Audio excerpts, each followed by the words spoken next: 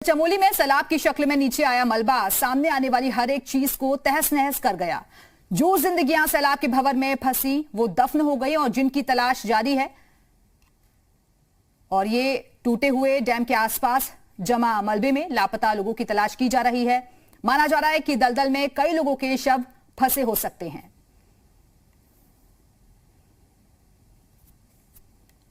तो ये डैम यहां पर जो कि पूरी तरीके से टूट गया था, इसके आसपास अभी भी मलबा जमा हुआ है।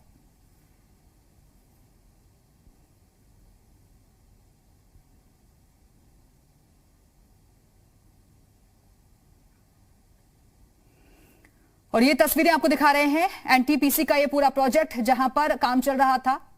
पावर हाउस यहां पर था जिसमें बड़ी संख्या में काम कर रहे थे मजदूर। लेकिन देखिए अब फिलहाल यहां पर वीरानगी छाई हुई है क्योंकि दूर दूर तक कुछ भी नजर नहीं आ रहा है सिवाय मलबे के।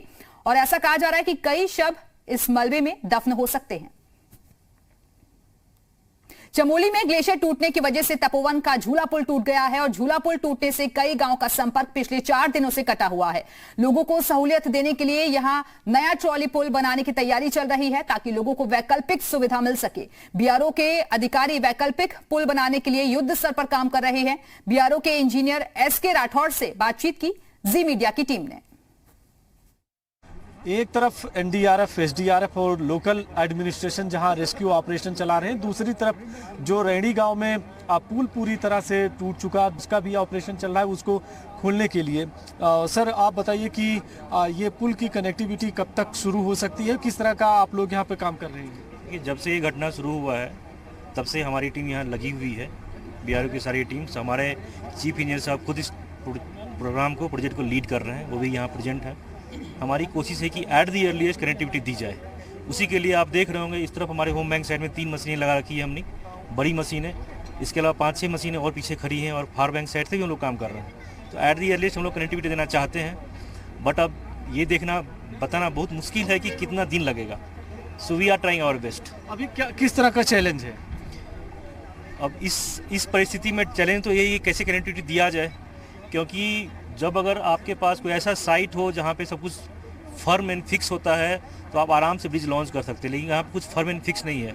यहाँ डिवास्टेशन हो चुका है, कोई भी फर्म लॉन मिल नहीं रहा है। अभी पहले हम फर्म लॉन खोजने की कोशिश में लगे हुए हैं, वो फर्म लॉन मिल जाए तब हम लोग पहुँच पाएंगे उस डिसीजन पे कि कहाँ ब्रिज लॉन्च किया जाए। तो इस तरह से कोशिश हो रही है। सर आप बताइए कि आखिर ये जो कितना लंबा होगा पुल जो आप लोग बना रहे हैं? सर इसकी लंबाई अभी कुछ बता नहीं सकते हैं आपको, थोड़ा हमें वक्त दीजिए, आपको लंबाई और समय दोनों बता दिया जाएगा।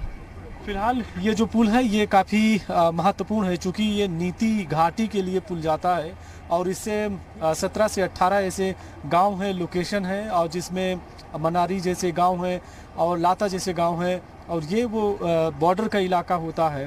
कैमरा पर्सन संदीप बिड़ला के साथ मैं रामानुज, जी मीडिया, रैणी गाँव, चमोली। और इस वक्त सीधे रुख करेंगे अपने सहयोगी का रामानुज हमारे साथ जुड़े हुए हैं। रामानुज, जब से घटना घटी तब से ही आप ग्राउंड जीरो पर मौजूद हैं और लगातार वहां से रिपोर्टिंग भी कर रहे हैं। सबसे पहले अपडेट दीजिए कि रेस्क्यू ऑपरेशन किस गति से चल रहा है और कितनी कामयाबी अब तक मिल पाई है?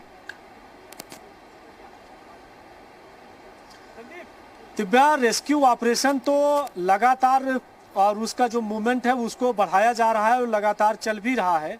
कुछ दिक्कतें आ रही हैं कि जिस तरह से अभी जी मीडिया की टीम ने यहाँ के अधिकारियों से बातचीत की और जब टीम 90 मीटर के आगे जा रही है टनल में तो जो मलबा है उसमें पानी भी है, यानी कि कीचड़ के साथ में आ रहा है और मलबा आगे रिसाव कर रहा है, यानी कि टीम को आगे बढ़ने में थोड़ा चैलेंज बढ़ा हुआ है।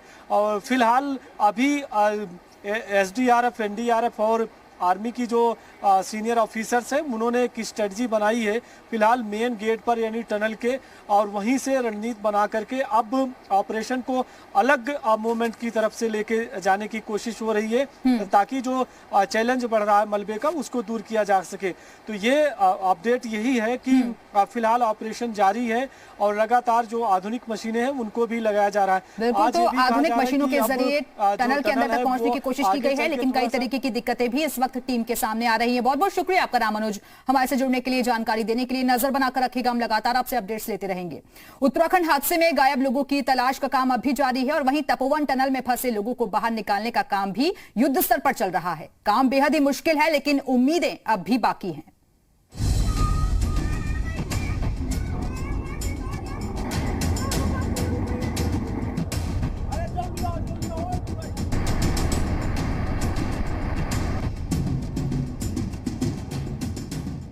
उत्तराखंड में आया सैलाब तो थम गया है, लेकिन उसकी तबाही के निशान हर तरफ दिख रहे हैं। हर तरफ मलबा ही मलबा है, जिसको साफ करने में और एक सामान्य जिंदगी की तरफ लौटने में काफी वक्त लगेगा। लेकिन इस वक्त सबकी निगाहें तपोवन टनल पर हैं, जिसमें फंसे करीब 35 लोगों को बाहर निकालने के लिए युद्ध स्तर पर काम किया जा रहा है। आईटीबीपी के जवानों ने रात भर इस टनल से मलबे को निकालने का काम जारी रखा और इस काम में एनडीआरएफ की टीम भी उनके साथ है।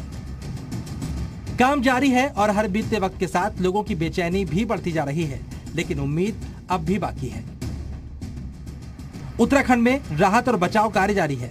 तपोवन टनल के बाहर मौजूद जी मीडिया संवाददाता ने मंगलवार को रेस्क्यू ऑपरेशन में जुटी आईटीबीपी की डीआईजी से इसके बारे में जानकारी ली। चैलेंजिंग टास्क ये है कि जितना मलबा जो कैट लोडर्स निकाल रहे हैं, उतना अंदर से इट इज़ गशिंग आउट, बाहर निकल के आ रहा है। तो इस स्थिति में रेस्क्यू टीम्स को पैदल भेजना संभव नहीं हो पा रहा है।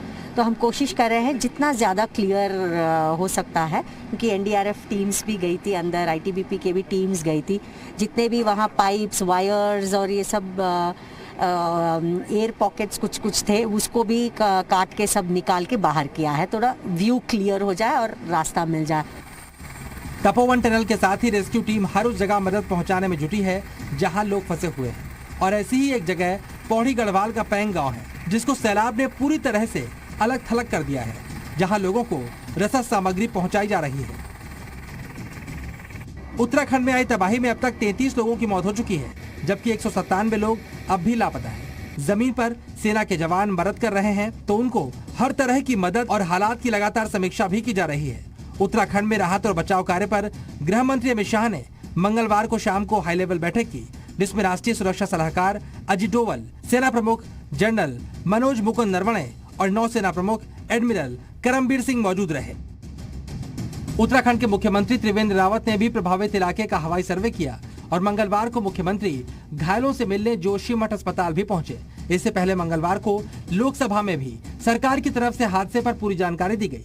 गृह मंत्री अमित शाह ने सदन को राहत और बचाव कार्य की जानकारी दी। टनल में फंसे लोगों को सुरक्षित निकालने हेतु बचाव अभियान युद्ध स्तर पर अहरनिश जारी है। केंद्र सरकार द्वारा स्थिति की निगरानी उच्चतम स्तर पर की जा रही है। माननीय प्रधानमंत्री जी स्वयं स्थिति पर गहरी निगाह रखे हुए हैं। उत्तराखंड में अब धीरे धीरे सब कुछ सामान्य जरूर हो रहा है, लेकिन लापता और फंसे लोगों को लेकर लोगों की चिंता अब भी बनी हुई है और पूरा देश दुआ कर रहा है सबकी सुरक्षित वापसी की। ब्यूरो रिपोर्ट, जी मीडिया।